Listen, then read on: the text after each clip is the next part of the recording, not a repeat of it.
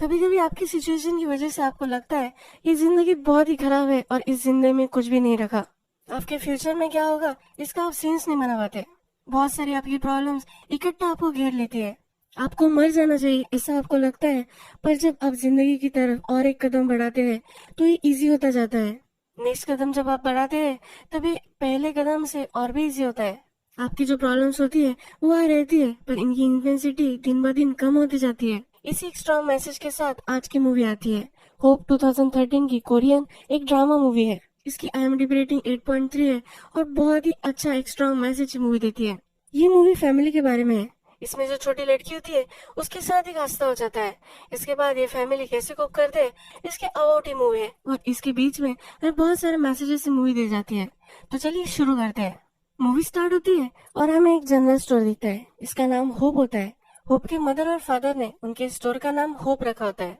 फिर हमें होप के जो मदर एंड फादर है इनकी लाइफ की एक झलक दिखती है। होप की आज पेरेंट्स टीचर मीटिंग होती है, तो इसी वजह से उसके फादर वहाँ नहीं जा सकते। आज उसकी मदर वहाँ जाने वाली होती है और इसके लिए वो रेडी हो रही होती है। होप की मदर का नाम हम क्रीम रखेंगे। होप के फादर का नाम के। होप के जो फादर होते हैं यानी कि के, ये फैक्ट्री में काम करते हैं। इनकी फाइनेंशियल सिचुएशन उतनी अच्छी नहीं होती, इसी वजह से इन्हें ग्रोसरी शॉप भी चलाना पड़ता है और बहुत सारी काम करना पड़ता है। क्रीम फिर पेरेंट्स की मीटिंग में आती है और सब लेडी पेरेंट्स फिर रेस्टोरेंट में जाते हैं। क्रीम की बहुत ही अच्छी एक फ्रेंड भी होती है, इसका नाम हम स्काइलर रखेंगे और ये भी यहाँ होती है। तब क्रीम की फ्रेंड उसे कहती है कि आज तुम्हें पे करना है। ये जो सब लेडी पेरेंट्स का ग्रुप होता है तो इसमें वो क्रीम को नहीं लेते थे, पर उसकी फ्रेंड ने इनको मना लिया था, इसी वजह से क्रीम को भी इसमें अब शामिल वो कर रहे हैं। क्रीम के पास इतने पैसे नहीं होते तो उसे क्रेडिट कार्ड से पे करना पड़ता है। ये क्रीम की जो फ्रेंड है स्काइलर, इसका हस्बैंड के साथ काम करता है। के का वो मैनेजर है। क्रीम फिर स्काइलर को कहती है कि सब चीजें कितनी ज्यादा कॉस्टली हो चुकी है। उसे कहती है तुम्हारे हस्बैंड से तुम बात करो, मेरे हस्बैंड की सैलरी बढ़ा दे। स्काइलर कहती है वो सिर्फ मैनेजर है, वो सैलरी नहीं बढ़ा सकता। स्काइलर क्रीम को देखकर समझ जाती है कि क्रीम प्रेग्नेंट है। उसे वो पूछ भी लेती है। क्रीम को चिंता होती है क्योंकि के ने अभी तक नोटिस नहीं किया होता। 3-4 महीने बीत चुके होते हैं, फिर भी उसने उसे कुछ भी नहीं बताया था। के और वॉल्टर जो है ये भी अच्छे फ्रेंड्स है। इनका लंच ब्रेक जब होता है तो उनकी कंपनी में इन्हें चिकन वगैरह खाने को मिलता है। वॉल्टर को ये खाना होता है, पर इसे सबके लास्ट में खाना पड़ता है। जो लास्ट पीस होता है वो के लेकर जाता है। वो फिर कहता है कि मुझे घर में ऐसा कुछ खाने के लिए नहीं मिलता। उसे बहुत ही बुरा लग रहा होता है, तो के भी इसका मजा लेता है और फिर उसे ये पीस दे देता है। इन दोनों की फाइनेंशियल सिचुएशन बहुत ही सेम होती है और ये दोनों अच्छा खाना घर पर अफोर्ड नहीं कर पाते, पर इनकी फ्रेंडशिप जो होती है ये बहुत ही सही होती है। इसके बाद पहली बार हमें होप दिखती है। वो अपने क्लासरूम में होती है और अपने फ्रेंड का वेट कर रही होती है। ये जो उसका फ्रेंड होता है ये वॉल्टर और स्काइलर का ही बेटा होता है। इसका नाम हम चिंटू रखेंगे। चिंटू अपनी फ्रेंड के साथ होता है और इसे इग्नोर करता है। होप इसके साथ घर जाना चाहती है, पर वो आगे आगे भाग जाता है। होप और चिंटू दोनों गेम की मशीन के पास आते हैं। चिंटू उसे अच्छी तरह से हैंडल नहीं कर रहा था, तो होप कहती है कि तुम्हें ऐसा नहीं करना चाहिए, तुम इसे खराब कर दोगे। इन दोनों में यहाँ थोड़ा सा झगड़ा हो जाता है। चिंटू उसे तुम बहुत ही छोटी हो ऐसा बोलता है और वो उसे कहती है तुम्हारा फेस बहुत ही बड़ा है। इन दोनों का झगड़ा होकर फिर होप घर आ जाती है। होप अपने डिनर टेबल पर होती है और मैथ्स के क्वेश्चन सॉल्व कर रही होती है। ये कहती है कि मैं बहुत ही ट्राई करती हूँ पर ये क्वेश्चन मुझसे सॉल्व ही नहीं होते। उसकी मदर फिर उसे कहती है कि मुझे बताओ कि ये क्वेश्चन क्या है। फिर वो कहती है कि एक लड़की के पास 9 पेंसिल है और मेरे पास 3 ही है। अगर हमारे दोनों के पास सेम हो जाए तो हम दोनों के पास ईच कितने पेंसिल्स हो गए। इसकी मदर फिर उसे कहती है कि सिंपल है, तुम इसे ऐड कर लो और फिर डिवाइड कर लो 2 से। वो कहती है कि मैं इसे रियल लाइफ सिचुएशन से कंपेयर कर रही हूँ। अगर मेरे पास 3 पेंसिल हो और चिंटू के पास 9 पेंसिल हो तो वो मुझे कभी भी उसके 3 पेंसिल नहीं देगा, वो कभी भी 6 इक्वल नहीं होने देगा। यहाँ पता चलता है कि वो बहुत इंटेलिजेंट है। क्या के भी होता है, पर वो अपना बेसबॉल मैच देखने में बहुत ही बिजी होता है। क्रीम से शांति से डिनर करने के लिए रिस्ट्रिक्ट कर रही होती है, पर फिर उस पर चिढ़ जाती है और उसे उसका मैच देखने के लिए परमिशन दे देती है। नेक्स्ट सीन में हमें होप और के दोनों एक ही काउच में टीवी देखते देखते सो गए हैं, ये हमें दिखता है। इसका मतलब है कि कभी कभी अब्सेंट फादर हो सकता है, पर at the end of the day ये अपनी फैमिली को ही इम्पोर्टेंस देता है। नेक्स्ट डे जब होप को स्कूल जाना होता है तो उसके फ्रेंड नीचे आते हैं। होप की मदर को लगता है कि होप को ले जाने के लिए आए हैं, पर उसका फ्रेंड यानी ये चिंटू वहाँ से अपने फ्रेंड के साथ चला जाता है। होप को अपने हेयर सही से आज लगाने होते हैं, इसलिए वो लेट हो जाती है। वो के से अपने हेयर बांध देने के लिए बोलती है, पर के भी बहुत ही बिजी होता है, तो वो जल्दी जल्दी से कर रहा होता है, तो अच्छे से वो कर नहीं पाता। क्रीम नीचे ग्रोसरी स्टोर चला रही होती है, तो वो भी उसे हेल्प नहीं कर पाती। होप को बहुत ही बुरा लगता है क्योंकि उसके पेरेंट उसके लिए टाइम नहीं निकाल पाते। होप फिर नाराज होकर स्कूल के लिए निकल जाती है। यहाँ बारिश आने लग जाती है, तो क्रीम उसके पीछे भागती है और उसे छाता दे देती है। होप अपसेट होती है, तो उसकी मदर अब उसे कहती है कि कल मैं तुम्हें अच्छे से रेडी कर दूंगी। क्रीम कहती है, क्या मैं तुम्हारे साथ स्कूल तक आ सकती हूँ? होप कहती है कि नहीं, यहाँ से मैं भागते भागते चली जाऊंगी। वो भी नाराज होती है। क्रीम उसके लिए कंसर्न होती है और उसे कहती है कि जो छोटा सा रोड है वहां से तुम मत जाओ, तुम्हें एक बड़े से रोड से जाना है जहाँ बहुत सारे लोग होंगे। फिर हमें दिखता है कि अपने काम में बिजी हो जाता है, क्रीम अपने काम में बिजी हो जाती है। जब होप स्कूल के लिए जा रही होती है, तो उसके पास एक आदमी आ जाता है। ये आदमी उसे बोलता है कि क्या तुम मुझे तुम्हारी छतरी लेंड करोगी, हम दोनों इस छतरी में जाएंगे। ये उसे बोलती है कि वो लेट हो रही है, पर ये जो रास्ता आता है ये सुनसान होता है। ये इससे बहुत ही डर रही होती है। जब मूवी स्टार्ट हुई थी तब हमें दिखा था कि होप एक काइट की तरफ देख रही थी। जब ये आदमी इस मूवी में आ चुका है, तब हमें काइट बर्बाद हुआ दिखा है। ये काइट होप का फ्रीडम रिप्रेजेंट करता है और अब ये खत्म हो जाने वाला है। नेक्स्ट सीन में हमें इसकी अमरे तेजनेस हो चुकी है ऐसा दिखता है, और होप खून से लथपथ पड़ी हुई है। इसके पास एक मोबाइल होता है जिससे वो 911 को कॉल कर देती है। स्कूल की यहाँ फिर पुलिस आती है, एम्बुलेंस आती है और उसे हॉस्पिटल में लेकर जाती है। क्रीम को उसकी फ्रेंड स्काइलर का कॉल आता है। उसे कहती है स्कूल के यहाँ इंसिडेंट हुआ है। स्काइलर थोड़ी सी कंसर्न हो जाती है। जबकि अपना काम कर रहा होता है तभी उसे कॉल आता है और ये हॉस्पिटल से कॉल आता है। ये वो पहले बिलीव नहीं कर पाता और फिर हॉस्पिटल में आ जाता है। होप बहुत ही इंजर्ड हो चुकी होती है। जिस आदमी ने होप को हर्ट किया था उस आदमी ने उसे चाकू से मार भी दिया था। इसके इंटेस्टाइन उसने फाड़ दिए थे। केको ये सब डॉक्टर बता रहे होते हैं। वहाँ क्रीम भी आती है। ये वहाँ रोने लग जाती है। ये वो देख नहीं सकती, इसी वजह से वो बाहर चली जाती है। कि अपने आप को संभालता है और वो टफ है ऐसा वो प्रिटेंड कर कर वही खड़ा होता है। वो डॉक्टर से पूछता है कि अब क्या करना पड़ेगा। होप की अब सर्जरी होने वाली होती है। ये फिर डी2 के पास आता है। डी2 को जिस आदमी ने ये सब किया है इसके फिंगरप्रिंट्स मिल चुके हैं, बहुत सारे एविडेंस इनको मिल चुके हैं। डी2 उसे अश्योर करता है कि होप के साथ इसने जो भी किया है उसे हम ढूंढ लेंगे। कि जब क्रीम के पास आकर बैठ जाता है तो क्रीम अपने आप को दोष दे रही होती है। वो कहती है कि मैंने ही उसे उस बड़े से रोड से जाने के लिए बोला था। उसे कहता है कि ऐसा मत सोचो। क्रीम फिर बोलती है कि मुझे स्काइलर का कॉल आया था, क्या उसे पता था? क्रीम को फिर स्काइलर का बहुत गुस्सा आ जाता है और वो कैसे कहती है कि अगर उसने कुछ भी किसी को बताया तो मैं उसे मार दूंगी। एक नर्स ऑपरेशन थिएटर से आती है और की को लेकर जाती है। की को डॉक्टर बताते हैं कि होप की जो इंजरी है वो बहुत ही सीरियस है। इसका जो गुदा है वो हमें निकालना पड़ेगा। ये कभी भी नॉर्मली टॉयलेट नहीं कर पाएगी। इसे हमेशा एक आर्टिफिशियल ऑर्गन के साथ ही रहना पड़ेगा। कि उसे कहता है कि प्लीज मेरी बेटी को बचा लो। अब होप का ऑपरेशन हो जाता है और की और क्रीम उसे मिल सकते हैं। क्रीम जब इसे देखती है तो रोने लग जाती है और वहाँ से वो चली जाती है। कि फिर होप से मिलने आता है। वो होप को बताता है कि तुम बहुत ही जल्द ठीक हो जाओगी। होप कहती है तुम यहाँ कैसे आ गए, तुम्हारे वर्क का क्या हुआ? के कहता है कि मैं हमेशा तुम्हारे पास ही हूँगा। होप अपनी मदर के बारे में पूछती है। ये कहता है कि हम टर्न्स में आने वाले हैं। होप जिस आदमी ने उसका रेप किया था इसका डिस्क्रिप्शन देने लग जाती है। कि कहता है कि अभी तुम्हें ये करने की जरूरत नहीं है। होप कहती है कि जिसने भी ये किया है इसको जेल होनी चाहिए, इसको सजा होनी चाहिए। अगर मैं सो गई तो मैं भूल सकती हो, इसलिए वो ये स्टेटमेंट दे रही होती है। नेक्स्ट सीन में हमें डिटेक्टिव के पास के आया हुआ दिखता है। डिटेक्टिव के पास जिसने किया है उसके फिंगरप्रिंट से वो कौन है ये पता चल चुका है, पर उसके खिलाफ ये एक वारंट नहीं निकलवा सकते। ये जो एविडेंस है ये इनफ नहीं है। ये उस पर चिढ़ गया होता है। डिटेक्टिव से कहता है कि अगर तुम्हें उसे पकड़वाना है तो होप को स्टेटमेंट देना होगा। होप को स्टेटमेंट देना है ये कि अब क्रीम को समझाता है। क्रीम कहती है कि तुम ऐसे कैसे कर सकते हो, वो अभी अभी तो उसने एक्सपीरियंस किया है और फिर से वो उसे रिमेम्बर करने के लिए बोलोगे। ये उसे ना बोल रही होती है कि इसके लिए मान नहीं रहा था। यहाँ एक पुलिस होती है तो क्रीम को समझाने के लिए कहती है कि तुम्हें एक साइकोलॉजिस्ट की जरूरत है। ये जो सिचुएशन है बहुत ही टफ है और होप को भी और तुम दोनों को भी इसकी जरूरत है। क्रीम वहाँ से चली जाती है। ये पुलिस फिर के को कहती है तुम घर जाओ और होप के जनरल्स वगैरह लेकर आओ। होप की अब जो नई थेरेपिस्ट होने वाली होती है इसने पूछा होता है कि जब घर जाता है तो होप की ड्राइंग्स बुक वगैरह देखता है। उसे एक कार्टून कैरेक्टर कोकोमोंग ये बहुत ही अच्छा लगता है। उसके लिए खिलौना वो लेकर आता है। जो थेरेपिस्ट होती है अब वो के और क्रीम के साथ बात कर रही है। वो कहती है कि अगर होप का अब हम अभी स्टेटमेंट लें तो इसके लिए बहुत ही हार्ड हो सकता है। वो अभी साइकोलॉजिकली अनस्टेबल है, ये जो भी हमें कहेगी ये कोर्ट में इतना होल्ड नहीं करेगा। कि को वारंट निकलवाना ही होता है तो उसे फोर्स कर रहा था। ये थेरेपिस्ट कहती है दोनों पेरेंट्स अगर मुझे सहमति नहीं देंगे तो मैं नहीं करूंगी। कि फिर क्रीम को बताता है कि होप को ही चाहिए, उसे गुनहगार को पकड़ना है। क्रीम भी फिर इसके लिए मान जाती है और हमें फिर ये थेरेपिस्ट होप का स्टेटमेंट लेती हुई दिखती है। वो कैमरे में प्रूफ करती है कि होप अपने होशो हवास में है। उसे बहुत सारी तस्वीरें दिखाती है और इसमें से उसे सिलेक्ट करने के लिए बोलती है जिस आदमी ने उसके साथ ये किया था। होप भी उस आदमी को पहचान लेती है। जब वो थेरेपिस्ट घर जा रही होती है तो वो के और क्रीम को कहती है कि तुम्हें भी मेरी जरूरत पड़ेगी। होप अब स्टेबल लग रही है पर वो बाद में चिल्लाने लग सकती है। वो अपना कार्ड उन्हें दे देती है। क्रीम इस पर चिढ़ जाती है और कहती है कि जो चीज अब तक हुई नहीं है तो हमें क्यों डरा रही हो। वो उसे निकल जाने के लिए बोलती है। होप ने अब स्टेटमेंट दे दिया है तो बहुत सारे पुलिस ऑफिसर जाते हैं और जिसने ये किया होता है उसको पकड़ लेते हैं। के को जब ये पता चलता है तो पुलिस स्टेशन के पास भागता है।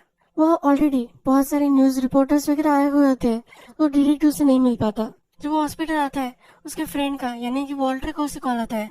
वॉल्टर से पूछता है कि होप कैसी है। वो बहुत ही कंसर्न होता है। वो बोलता है कि टीवी के सामने हॉस्पिटल पे बहुत सारे जर्नलिस्ट वगैरह हैं, मैं बहुत ही डर चुका हूँ। केक को पता नहीं होता कि वह मीडिया पहुंच चुकी है। वो भागता है और होप के पास आ जाता है। होप को अब उन्हें शिफ्ट करना पड़ता है। वो प्राइवेट रूम में उसे लेकर जाते हैं। जब वो जा रहे होते हैं तो रिपोर्टर उन्हें घेरने की कोशिश करते हैं। क्रीम उन्हें रोके रखती है और के उसे एक प्राइवेट रूम में लेकर जाता है। होप को बेड पर रखता है पर उसे वहाँ टॉयलेट आ जाती है। के फिर इस सब टॉयलेट को साफ करने लग जाता है। उसके पैर वो पकड़ता है पर ये होप के लिए बहुत ही अनकंफर्टेबल होता है। जो इंसिडेंट उसके साथ हुआ है इसे वो याद करने लग जाती है। ये पैर वगैरह मारने लग जाती है पर कि अभी भी सब साफ कर रहा था। जबकि होप को देखता है तब उसे पता चलता है कि होप अब क्या महसूस कर रही है। होप को उसके फादर का टच भी उस रेपिस्ट के टच की तरह लग रहा था। ये बहुत ही घिनौनी रियलाइजेशन केक को होती है। होप रो रो कर बहुत ही डिस्टर्ब हो जाती है और उसकी हालत और भी खराब हो जाती है।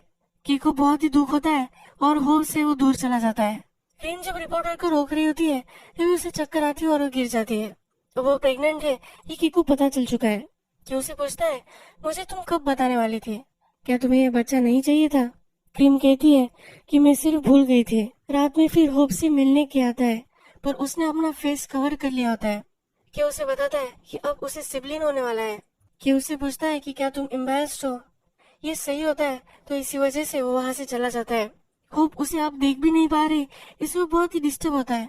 कि को फिर आइडिया आता है। होप को जो टॉय अच्छा लगता है उसी चीज का बलून उसके पास होता है।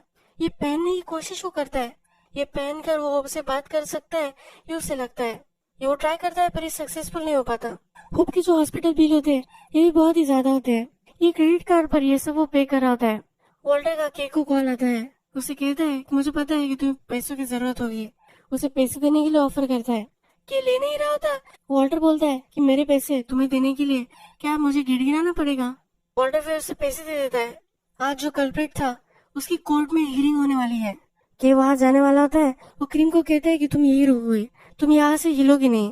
क्रीम को मिलने फिर उसकी फ्रेंड स्काइलर आती है। स्काइलर उसे कंफ्रंट करती है और बोलती है कि क्या तुम्हें सचमुच में लगा था कि मुझे पता है कि ये होप ही है, मैं कभी भी ऐसा नहीं कर सकती। तो वो फिर उसे कहती है कि मैं बहुत ही पहले तुम्हें मिलने आने वाली थी, तुमने कहा था कि तुम मुझे मार दोगी इसलिए मैं नहीं आई। क्रीम कहती है मैंने बोला था मैं कर सकती हूँ, मैं करने वाली थी, ऐसा नहीं था। स्काइलर फिर उसे सहारा देती है और बोलती है कि तुम रो भी नहीं सकती, तुम स्ट्रांग हो ऐसा तुम प्रिटेंड कर रही हो। फिर ये दोनों मिलकर रोने लग जाते हैं। उसने उसके लिए खाना लाया होता है, ये उसे वो फिर खिलाती है। जब हियरिंग में होता है तो इस कल्प्रिट के लॉयर अब अपनी गवाही दे रहे होते हैं। वो कहता है कि मेरे क्लाइंट को पता भी नहीं है कि उसने ये किया भी है या नहीं। वो बहुत ही ड्रंक था और वो कंस्ट्रक्शन वर्कर है तो वहाँ से वो आता जाता रहता है। पिछले दिन जब वो अपने जॉब से घर आया उसके बाद से उसने क्या भी किया है उसे कुछ भी नहीं पता है। कोर्ट में सब सबूत भी पेश किए जाते हैं। जज कहता है कि इस केस की और भी इन्वेस्टिगेशन होनी चाहिए इसलिए वो नेक्स्ट डेट दे देता है। अब हमें हॉस्पिटल दिखाया गया है और क्रीम को चीयर अप करने के लिए इसके जो भी सब फेवरेट टॉयज है इनको पहनकर उसे चीयर अप करने की कोशिश की जा रही होती है। ये उसके थेरेपिस्ट का आइडिया होता है। इसमें क्रीम, स्काइलर और जो एक नर्स थे ये भी होते हैं। ये उसके पास जाते हैं और डांस करने लग जाते हैं। वॉल्टर जब आता है तो क्रीम से पूछता है तुम तो इस थेरेपिस्ट को निकल जाने के लिए बोल रही थी। क्रीम उसे कहती है होप को ये हेल्प कर रही है, यही इनफ है। होप को चीयर अप करने के लिए ये सब जो कॉस्ट्यूम उन्होंने लाए हुए थे इनका बहुत ही बिल आ जाता है। अभी के लिए तो के इसे पे कर देता है, पर नेक्स्ट डे पे नहीं कर पाता। इसके प्राइजेस जो पूछता है तो उन्हें कहता है क्या मैं इसे इंस्टॉलमेंट में पे कर सकता हूँ। ये जिस आदमी के कॉस्ट्यूम होते हैं उसे बुरा लगता है। वो फिर उसे एक बड़ा सा कॉस्ट्यूम लेता है और उसे दे देता है। वो कहता है कि हम इसे ज्यादा यूज नहीं कर सकते, तुम्हें जब तक लगे तब तक तुम इसे यूज करो, जब तुम्हारा काम खत्म हो जाएगा तब तुम इसे वापस दे देना। रात में थेरेपिस्ट और क्रीम दोनों बैठे हुए होते हैं। थेरेपिस्ट उसे कहती है कि मेरी जो बेटी थी उसके साथ भी यही हुआ था। वो जब 16 साल की हुई थी तब उसने सुसाइड कर ली थी। इस थेरेपिस्ट से भी ये रहा नहीं गया था, इसलिए उसने भी सुसाइड करने की ट्राई की, पर इससे उसका पैर पैरालाइज हो गया। वो क्रीम को कहती है कि मुझे पता है कि तुम किस चीजों से गुजर रही हो। कि होप से डायरेक्टली अब बात नहीं कर पा रहा तो एक कॉस्ट्यूम वो पहन लेता है और होप के पास आ जाता है। होप एक स्लेट पर लिख रही होती है और वैसे वो बात कर रही होती है, उसे बात नहीं की जा रही होती है। वो उससे पूछती है कि तुम्हारे फ्रेंड्स कहाँ गए। कि उसे कहता है कि वो घर चले गए हैं। होप कहती है कि तुम्हें भी घर जाना चाहिए। वो उसे हक कर लेती है और फिर के घर चला जाता है। नेक्स्ट सीन में हमें दिखता है कि थेरेपिस्ट होप से बात कर रही है। होप अभी भी स्लेट पर लिख रही होती है।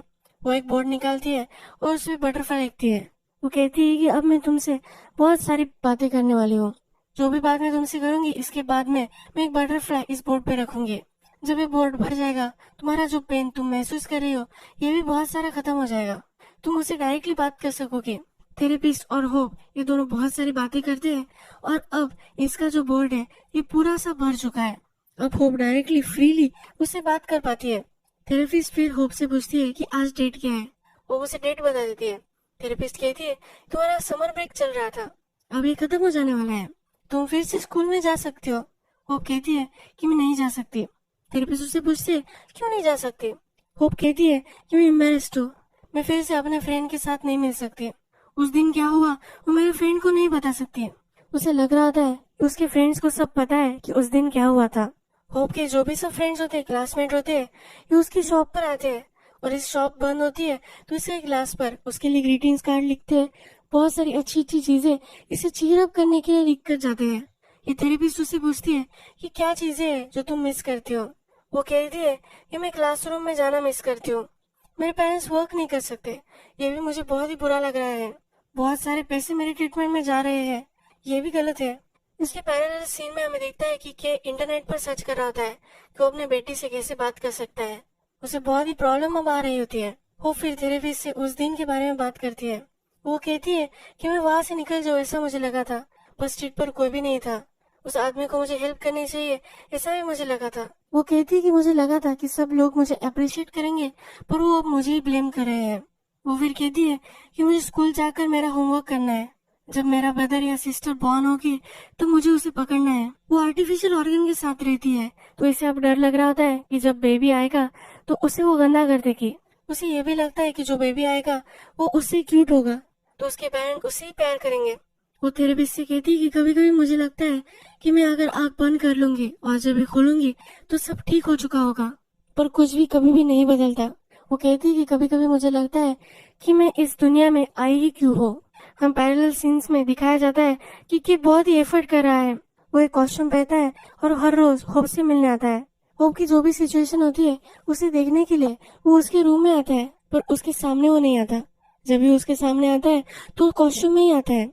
अब टाइम गुजर चुका है, होप अब घर आ सकती है। होप का बर्थडे भी वो हॉस्पिटल में सेलिब्रेट करते हैं और अब उसे घर लेकर जाने वाले होते हैं। होप अब घर आने वाली है तो क्रीम उसके लिए घर रेडी करती है। होप अभी भी उसके फादर से बात नहीं कर पा रही होती है, तो इसी वजह से जब उसे वो घर लेकर जा रहे होते हैं तो उसने एक पर्दा बनाया होता है। होप उसे देख ना पाए इसलिए उसने ये किया होता है। होप जब गाड़ी में होती है, जिस स्ट्रीट पे उसके साथ हंसता हुआ था ये स्ट्रीट उसे दिखती है। वो बहुत ही अनकंफर्टेबल महसूस करने लग जाती है और वो उल्टी भी कर देती है। जब वो घर पहुंचती है तब उसे दिखता है कि उसके फ्रेंड्स ने उसके लिए कितने कार्ड्स वगैरह लगाए हैं। नेक्स्ट दिन की शॉप के बाहर बैठा हुआ होता है, वहाँ चिंटू आता है तो उसे पूछता है कि क्या होप घर पर आ चुकी है। क्या कहता है कि तुम तो उसी के साथ नहीं खेलते थे, तुम अब उससे क्यों मिलना चाहते हो। चिंटू कहता है कि वैसा कुछ भी नहीं था, लोग कुछ भी अफवाह फैलाते हैं। चिंटू फिर बोलता है कि मैं पागल होने लग गया हूँ। वो रोने लग जाता है। वो कहता है कि अगर उस दिन मैं उसके साथ गया होता तो उसके साथ ही नहीं होता। कि उसे पास बुलाता है, उसे हक करता है और कहता है कि प्लीज मत रो। उसे वो बहुत सारी कैंडी वो उसे देता है। नेक्स्ट दिन होप को फिर स्कूल जाना होता है। क्रीम को स्काइलर कॉल करती है और कहती है कि मैं होप को स्कूल लेकर जाऊंगी। उसे सपोर्ट की आज जरूरत होगी, इसलिए वो ये करने वाली होती है। ये रास्ते से जब जा रहे होते हैं फिर से वो वही स्ट्रीट पर आ जाते हैं। होप को फिर से वो फीलिंग्स ना है, इसी वजह से के ने कॉस्ट्यूम पहनकर वहाँ खड़ा हुआ होता है। उसका फ्रेंड उसे हमेशा सपोर्ट करने के लिए वहाँ है, ये ऐसा उसे सपोर्ट कर कर जता रहा होता है। ये फिर होप के प्रिंसिपल से भी मिलता है। वो उसे कहता है तुम्हें ध्यान रखना है होप किसी भी मेल टीचर के डायरेक्ट कांटेक्ट में ना आ जाए। होप जब स्कूल जाती है तो उसे एक बैग पहन कर जाना पड़ता है जो हमेशा आवाज करती है। बच्चे ये उससे पूछ सकते हैं। केक को फिर आइडिया आता है और एक पाउच उसे वो गिफ्ट करता है। इस पाउच में बहुत सारे चॉकलेट्स वो रख देता है। इससे जब उसके फ्रेंड उसके पाउच के बारे में पूछेंगे तब ये आवाज उसके टॉफी से आ रही है, उसके चॉकलेट से आ रही है, ये वो बता सकती है। उसे एम्बैरेस फील नहीं होना चाहिए, इसलिए कि उसे पाउच देता है। क्रीम थेरेपिस्ट के साथ होती है तो उसे अपने फीलिंग्स बताती है। वो कहती है कि मैं कभी कभी विश करती हूँ जो होप के साथ हुआ है वो सभी बच्चों के साथ हो जाए, इससे सब नॉर्मल हो जाएगा। होप को भी वो नॉर्मल है ऐसा लगेगा। नेक्स्ट दिन जब होप स्कूल जाना चाहती है तब चिंटू भी उसके साथ आता है। होप उसे कहती है कि मैं तुम्हारे साथ नहीं चलना चाहती, तो चिंटू कहता है मैं तुम्हारे पीछे पीछे चलूंगा। उसे सपोर्ट करने के लिए उसके साथ आया हुआ होता है। जब स्कूल चल रही होती है तब के अपना वर्क छोड़ देता है, कॉस्ट्यूम पहन लेता है और स्कूल के बाहर कॉस्ट्यूम पहन कर आ जाता है। वो होप को सपोर्ट देने के लिए। ये अकेले नहीं है, उसका फ्रेंड उसके साथ है, इसी वजह से वो यहाँ आया हुआ होता है। या होप के फ्रेंड्स जब उसके पाउच के बारे में पूछते हैं तब ये बता देती है कि ये इसमें टॉफीज है। उसके फ्रेंड्स को ये चॉकलेट भी दे देती है।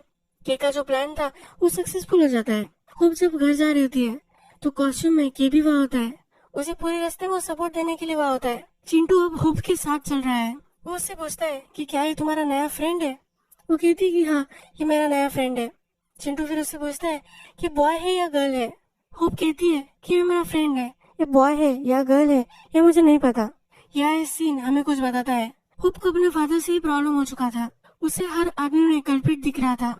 जो भी मेल उससे संपर्क में आ रहे थे उन सबसे वो डर रही थी। अब उसे एक रियलाइजेशन हो चुका है, जो फ्रेंड्स होते हैं ये कभी भी मेल फीमेल ऐसे नहीं होते, ये सिर्फ फ्रेंड्स होते हैं। कभी भी हम उनमें कुछ डिफरेंस नहीं कर सकते। वो हमें सपोर्ट करने के लिए यहाँ है, ये उसे अब रियलाइज हो चुका है। होप जब घर पर आती है तो घर के पास कॉस्ट्यूम में के होता है। वो फिर उसके पास जाती है, उसे बोलती है कि क्या तुम मेरे फादर हो, मुझे प्लीज बताओ, मैं तुमसे बात नहीं कर रही थी, क्या इसी वजह से तुम ये सब कर रहे हो। वो फिर अपने फादर के लिए केयर करती है। उसे कहती है कि तुम्हें अंदर बहुत ही हॉट महसूस हो रहा होगा। ये जो कॉस्ट्यूम होता है इसमें आदमी बहुत ही सेट करता है, इसमें रहना बहुत ही अनकंफर्टेबल होता है। क्या उससे कुछ भी बात नहीं कर रहा था। वो फिर उसे घर लेकर आती है और अपनी मदर के पास लेकर आती है।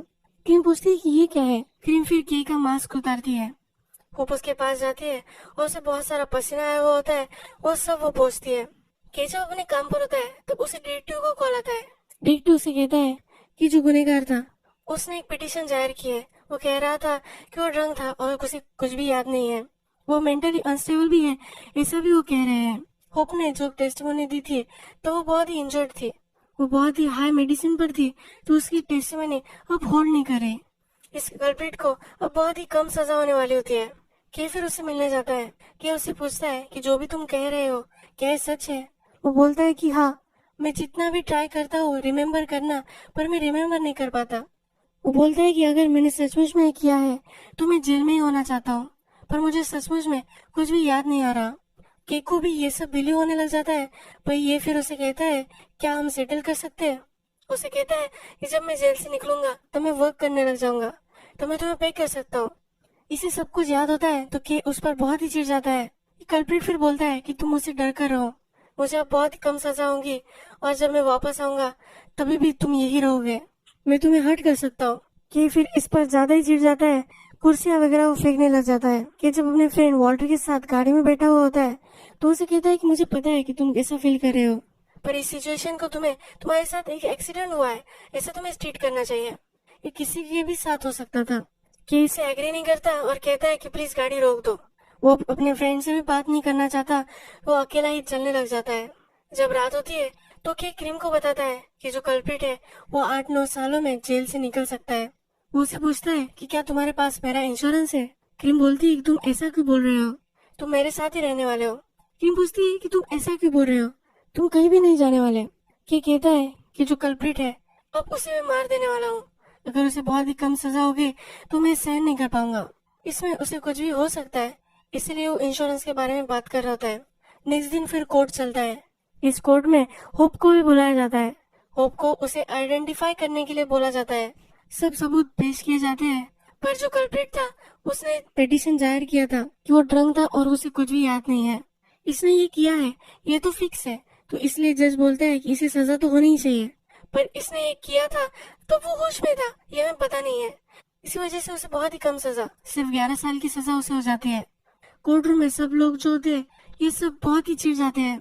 के का फ्रेंड वॉल्टर फिर खड़ा हो जाता है और कहता है ये ऐसा कैसा जस्टिस है, अगर वो ड्रंक था तो इससे क्या फर्क पड़ता है, तो फिर ड्रंक एंड ड्राइव का भी केस नहीं होना चाहिए। क्रीम भी अंदर आ जाती है। वो जज से बोलती है कि सिर्फ 11 साल के बाद होप किस एज की होगी, वो फिर से उसे मिल सकता है, कैसे आप ये सब होने दे सकते हो। वही कोर्ट रूम में रोने लग जाती है। के भी रो रहा होता है, पर अब ये सहन नहीं कर पा रहा। वो एक चीज उठाता है और उस कल्प्रिट के सर पर वो मार कर उसे मार देने वाला होता है। ये वो कर ही रहा होता है, तभी होप उसका पैर पकड़ लेती है। होप रो रो कर कहती है कि प्लीज हम घर चलते हैं। उसने बहुत सारी चीजें अपनी लाइफ में लॉस कर दी है, वो अपने फादर को भी लूज नहीं करना चाहती। जब रात थी तब उसने सुना था कि उसके फादर क्या करने वाले थे, इसी वजह से अब अपने फादर को रोक लेती है। के भी रुक जाता है, उसे अपने गोद में उठाता है और घर लेकर जाता है। अब बहुत सारा टाइम गुजर चुका है और क्रीम की डिलीवरी भी हो चुकी है। उसे एक ब्रदर होता है। अपने ब्रदर को देखकर वो बहुत ही खुश होती है। स्काइलर वॉल्टर भी वहाँ होते हैं।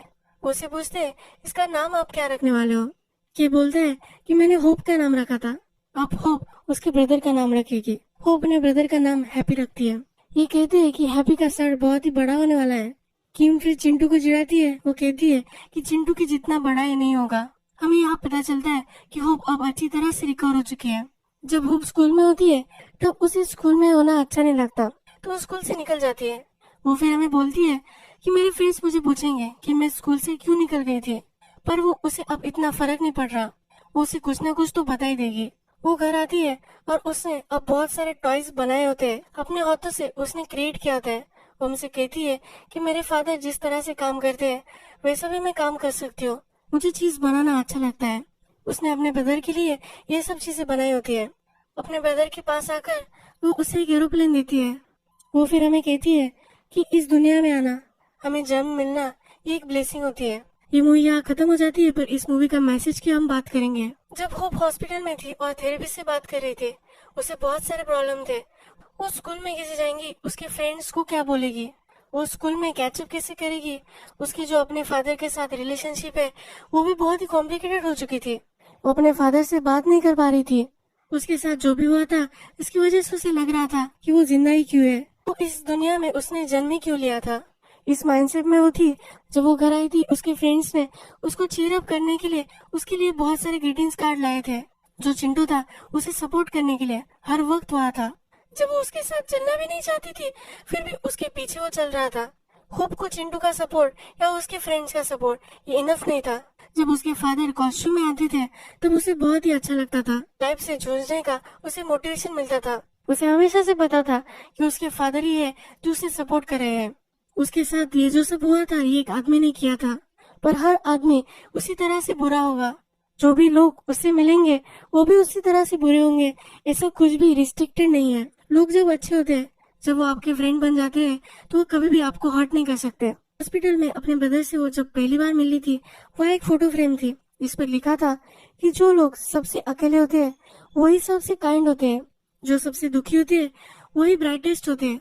इस कोट से हमें पता चलता है कि होप के साथ अब ये सब चीजें हो चुकी है, पर वो अब अपने लाइफ के प्रति बहुत ही पॉजिटिव है।